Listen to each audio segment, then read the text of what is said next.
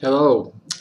Today I'm going to be talking about the content in the last two sections of Chapter 20, the ones on capitalism and scientific revolution. There is no video for the first two sections of this chapter simply because I don't have time to do it. That's the main reason, but also because the developments in terms of the religious conflict and the political conflicts are probably a little bit easier to comprehend and the key terms easier to grasp than some of the stuff, particularly here in the section on economics. As the title of the section implies, this is mainly about the development of capitalism and capitalist society in the 16 and 1700s in Europe. And the focus is on what is some of the special features of capitalism and how does it arise.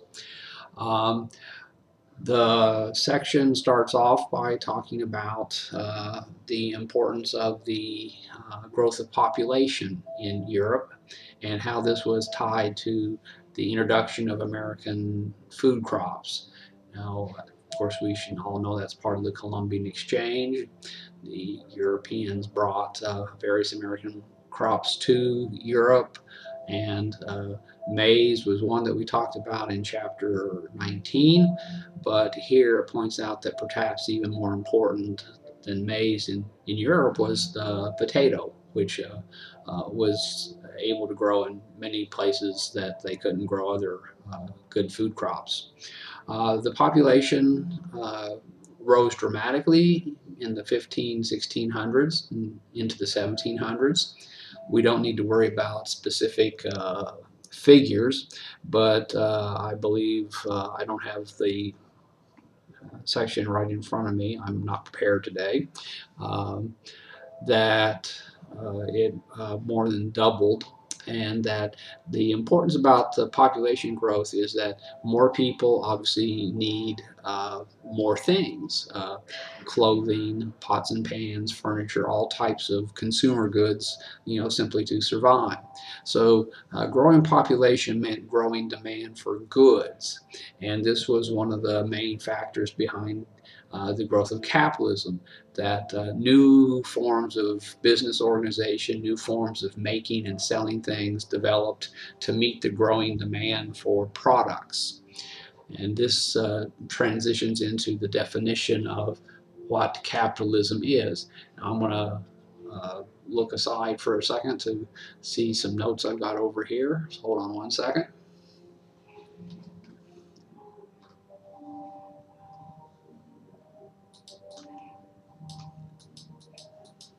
Sorry about that, but I want to make sure I'm covering everything correctly. The book does provide a definition of capitalism, and I hope most of you have some familiarity with that already, since we essentially live in a capitalist society right now.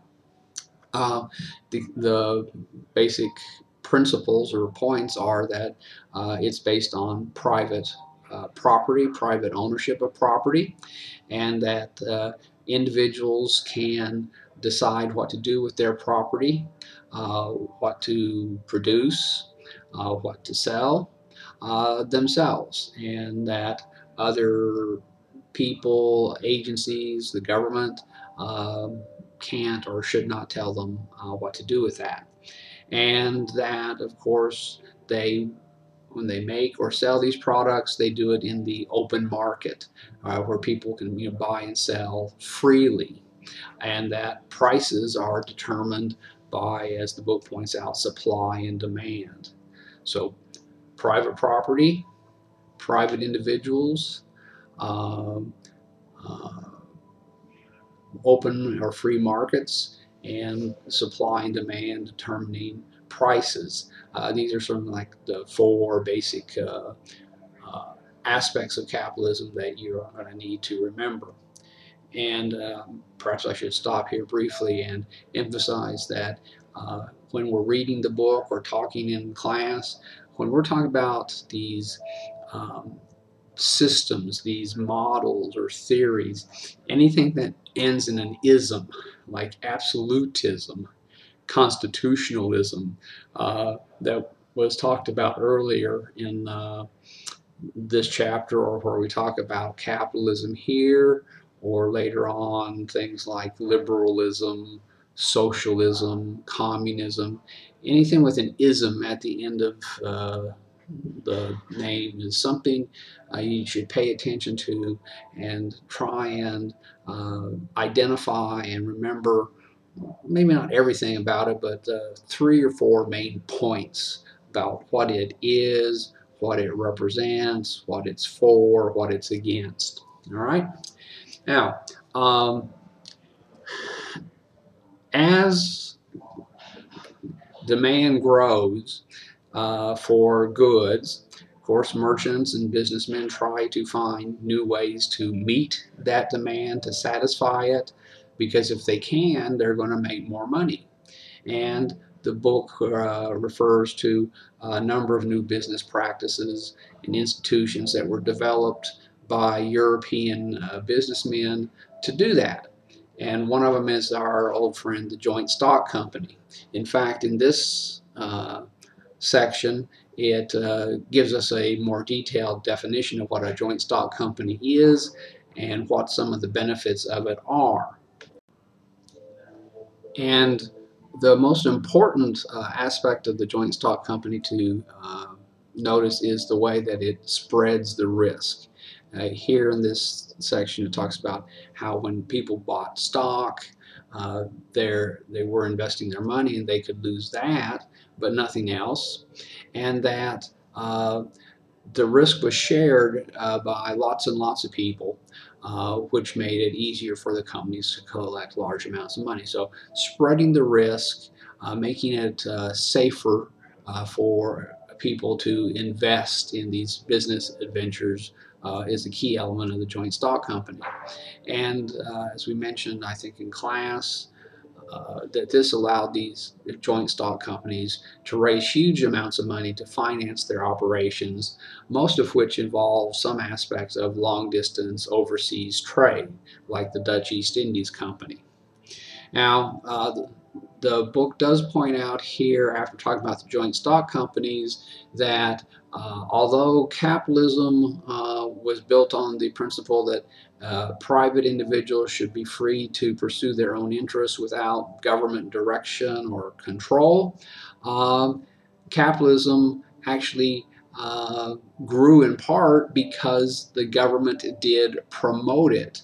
That not directly necessarily, but ways passing laws that made it guaranteed people's individual property rights, passing laws that made it easy to form joint stock companies, and sometimes providing funds and resources to joint stock companies to operate or to protect their interests once they were in operation, especially militarily.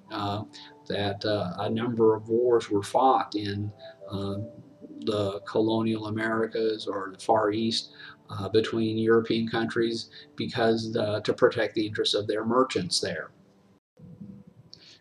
Now, besides in commercial activities like trade, capitalism also affected the way in which people manufactured goods. The things that they were going to trade or sell later on. And the book mentions this system called the putting out system, which was a new way for businessmen to produce goods that previously in the Middle Ages, production of manufactured items was done mainly in cities, and it was controlled by things called guilds, organizations of producers. Which, as the book emphasizes, were not about maximizing production, but essentially protecting the interests of their members. So often they did that by restricting or limiting production to keep prices high for individual goods.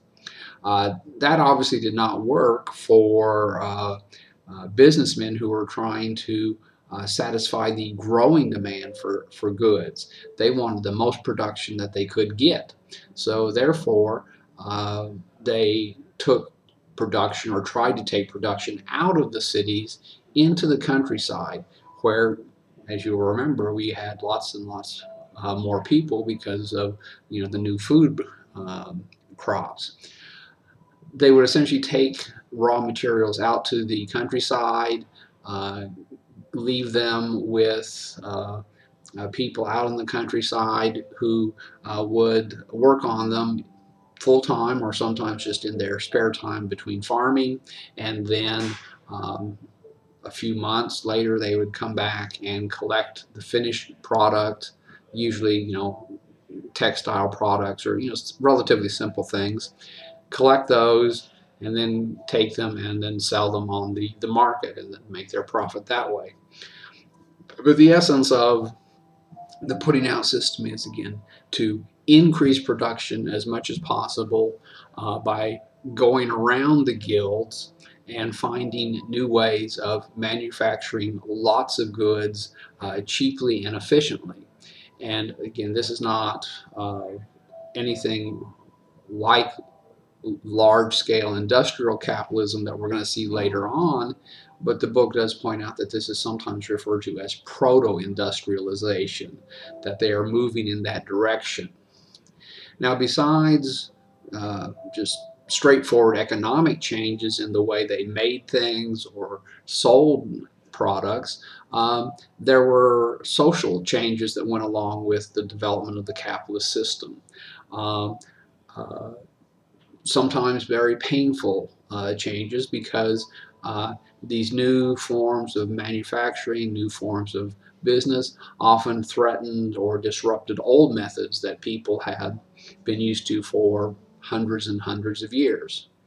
And of course, the same thing is true today, that we look at things like globalization or foreign competition, that or the rise of new businesses and the decline of old businesses, that this is often a fairly traumatic experience. People feel threatened, losing jobs, livelihoods, ways of life, even as other people find new ways of making a living and new lifestyles. One of the main features or big changes in Europe at this time that went along with the growth of capitalism is also the growth of serfdom, especially in Eastern Europe. And I'll probably emphasize this, is that these capitalist methods of production, capitalist methods of business, were found mainly in Western Europe, especially certain places, England and the Netherlands, where the Dutch lived. Again, remember, Dutch, the Netherlands is the same. So England and the Netherlands were the places where capitalist methods flourished most.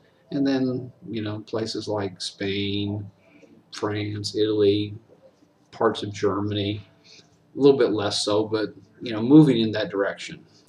In Eastern Europe, places like Poland and Russia, there was not that much capitalist development, at least directly, because the fewer cities, populations more spread out, a lot of structural reasons we're not going to get into.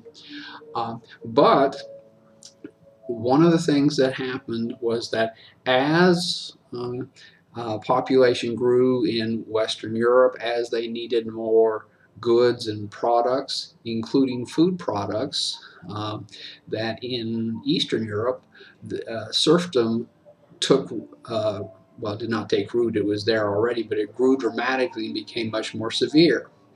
And serfdom is a form of unfree labor. Not quite slavery, but in some cases not all that far removed. That the farming population, the peasants, were not free to move from the lands they worked. Again, the lands were owned by the nobles. The serfs worked the lands, producing the crops for the lords, who then would sell them. And of course, many of those goods got sold to people in Western Europe.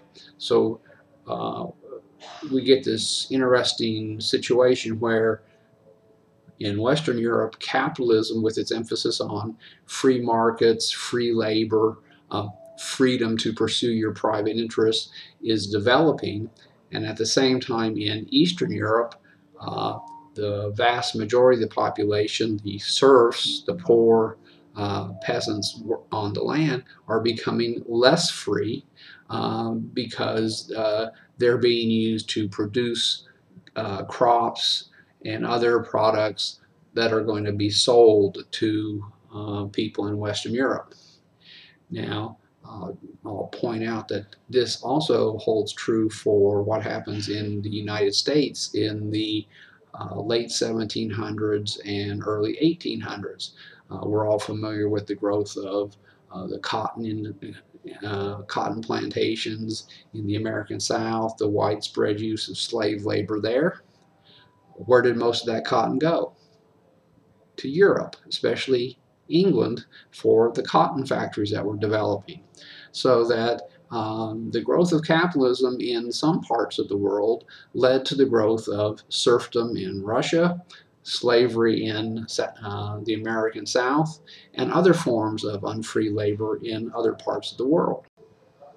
Now, the book points out that the growth of serfdom, the upheaval, the transitions involved in the growth of capitalism, upset many people. They were not certain that these new methods were in any way superior, and in many ways it appeared to be inferior to the old ways, with the way that people rose and fell, and that people's livelihoods were being threatened by new forms of business. So one of the functions that had to be dealt with in the growth of capitalism was to come up with some type of intellectual justification for it. And the most famous one of these was by a man named Adam Smith, who wrote a book called The Wealth of Nations, which is sort of the first, and many people say still the best, defense of capitalism as a system and how it was supposed to not just benefit individuals but society as a whole, in part through the idea that as everyone pursued their own interests, the collective interest would also benefit.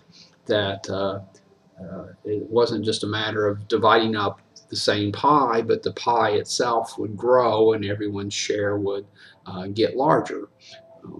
Some people's obviously much larger than others, but Adam Smith did argue that capitalism would benefit everyone over the long run.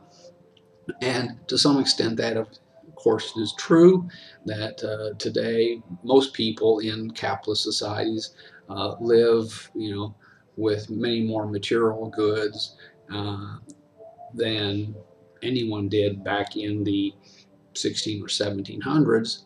But the material wealth that we enjoy is clearly not distributed in any equitable manner, and we have huge gaps between rich and poor. So there's this continuing debate about the merits of capitalism as a system and what can or should be done to improve it.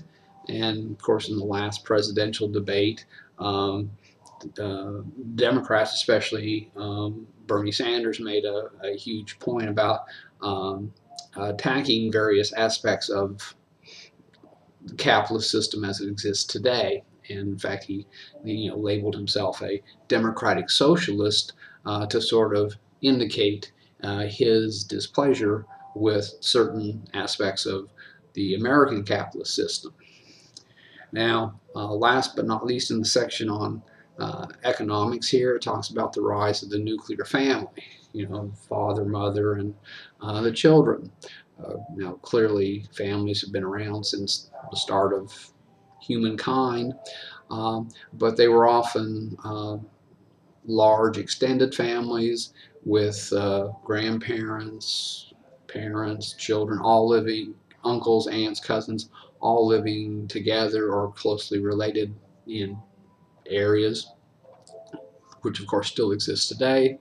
But the in the 16 to 1700s in Europe, people, especially young people, found it easier to get married, start their own families, start their own household, in part because capitalism created new opportunities for making money. And of course, that was one of the keys you needed to set up a independent family was, some place to live, a job to support yourselves. And capitalism supported that or helped provide it. So again, this is another way in which capitalism was changing the ways that people lived as well as how they worked. And again, nuclear families are um, still regarded as sort of typical, although more and more people are living in what we would call alternate lifestyles now, uh, not getting married, having children without being married, uh, so that what's considered normal often changes over time.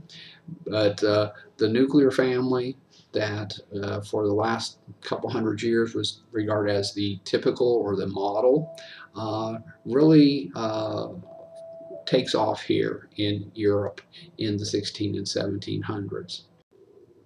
All right, now it's time to move to the last section of chapter 20, which talks about the intellectual changes in Europe during the 15, 16, 1700s.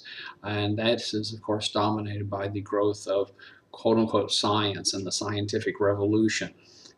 I want to see if I can get through this a little bit quicker and easier than the stuff on economics and not dwell so much on sort of some of the details. Of course, before the scientific revolution, people had ways of explaining the world and how things worked, and this was often based on a combination of direct observation and rational thinking, trying to explain what they had seen or thought they had seen. But it's a little bit different than what emerges in the scientific revolution. The focus here is on astronomy, which is the area where the scientific method, as it's called, first developed or arose. And in the Middle Ages, Europeans had a conception of the universe and the heavens that was summarized under what they called the Ptolemaic system, or the Ptolemaic universe, as the book calls it, in which the Earth was the center of the universe, and that the sun and the planets revolved around Earth in these perfect circular motions, and that the stars, planets, things in heaven were different from Earth in terms of their material substance and how they functioned, because of course the heavens is where God was, and the divine beings. So there's this sharp contrast between Earth and the heavens and how they were seen as made up of different substances and operated by different principles. Now, in the 1500s, people began to question and challenge this. Of course, they'd actually begun to question it sometime earlier, because this theory did not always explain what they saw very easily or clearly. So they often had to come up with complex explanations of why this, for these exceptions to square the theory with what they observed. But in the 1500s, a guy named Copernicus decided to essentially toss the old system out and come up with a new one, in which he placed the sun at the center of the universe. He kept some of the Copernican notions, but the Copernican universe is a what they call heliocentric model in which the sun is at the center. And this, kind of made it easier to explain a lot of what they had observed. But there were still some difficulties with it, and Copernicus had no way of necessarily proving that his system, his ideas were better than uh, Ptolemy's. This is the work of other people like Galileo and Newton that the book talks about. And the way they do this is through the scientific method. And if you look in the book, the introduction to the section about scientific revolution emphasizes how this relies on precise observation or experimentation, the collecting of data through careful observation, often repeated observations, and then the use of mathematical reasoning to explain that and to develop laws that explain it and can be expressed mathematically.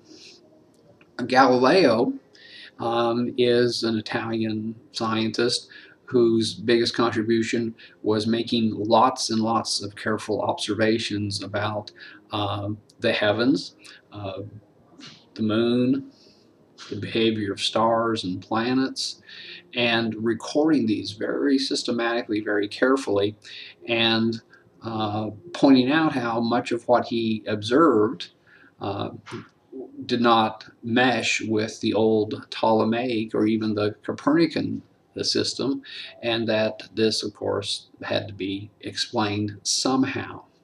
And just as a side note, of course, Galileo's observations were much better than anyone else's up until that time because he had made some dramatic improvements in the telescope. So that there are technological advances or developments that help people collect better data, better observations of the natural world. And of course that still continues today, that modern day science depends on very advanced and sophisticated forms of technology and equipment to help us collect the data to explain the natural world. Now, then besides Galileo, there were lots of other people making observations and trying to explain them. The book mentions a few of them in passing, but we're just going to focus on Isaac Newton, who is, like Galileo, one of our key terms, because if Galileo emphasized observation, Newton is, of course, famous for the mathematical reasoning. He is the man who took Galileo's observations and those of these other people and was able to put them into a single overarching system that could be explained mathematically through the laws of gravity. And his major work was with the mathematical principles of natural philosophy. We don't need to know the title of that book, but that's what it is. It was a breakthrough in terms of pulling all this together and explaining it in what in some ways was a very simple manner, where everything in both the heavens and the earth operated according to the same principles. It's made up of the same matter, so that in the division between earth and the heavens that had existed previously is now done away with. It's one single system. And of course that implied some, well, not implied, it was a challenge to the traditional beliefs, and many religious people, both Catholic and Protestants, were adamantly opposed to the new science and its, if not techniques, its findings for quite some time. And even today, many people see a conflict between religion and science. Now, whether or not that is necessarily true is something we can talk about at another time. After talking about the scientific revolution, let me backtrack 1 second, that the success of astronomers in using this new method of observation, careful study of the data, developing mathematical models to explain what they had discovered, was so powerful that it, of course, led people in other disciplines or other areas to try it out in things like chemistry, biology, um, and slowly but surely the scientific method spreads and becomes the dominant way of trying to analyze and study the natural world and also the human world. Um, the book mentions that Adam Smith, who we mentioned earlier in terms of economics, um, uh, when he studies economic activity, he basically takes the same approach, tries to analyze economic activity scientifically to explain how it works and develop what he saw as the laws of capitalism. Um, in the area of politics, this also happens. A man named John Locke studies the political system of Europe, especially his native England, to try and discover what he thinks are the basic underlying principles of political behavior. So not just the physical world, but the human world, human society, becomes a subject of scientific analysis and study. And history, uh, we don't claim necessarily to be a science, but history is in what is called the Department of Social Sciences. And we have political science. We have sociology, which is the study of societies. So that this notion that you can and even should study humans and their behavior the same way that you study physical phenomenon begins to take root and grow in the 1700s as an outgrowth of the scientific revolution that began in astronomy. Now, most people would argue that science was a good thing, led to lots of new discoveries, and ultimately to the development of new technologies that have made our life much more comfortable, allowed us to live longer and healthier lives in most cases. But as the book points out, science did not always benefit everybody. The section on women in science points out how especially in the 1700s, when scientists, who were in most cases all men, studied biology, anatomy, and especially female anatomy, brought with them all types of traditional prejudices and notions about female subordination, and their theories, models about especially human reproduction and the role of women in that tended to reinforce rather than to change traditional beliefs and models, and in some cases it was used to provide a quote-unquote scientific explanation for the subordination of women as a way of kind of keeping them in their secondary position. Now, whether or not this was deliberate or in all cases or more subconscious, again, is something that is debated, but the fact is that science can be used and often is used to defend things that maybe shouldn't be.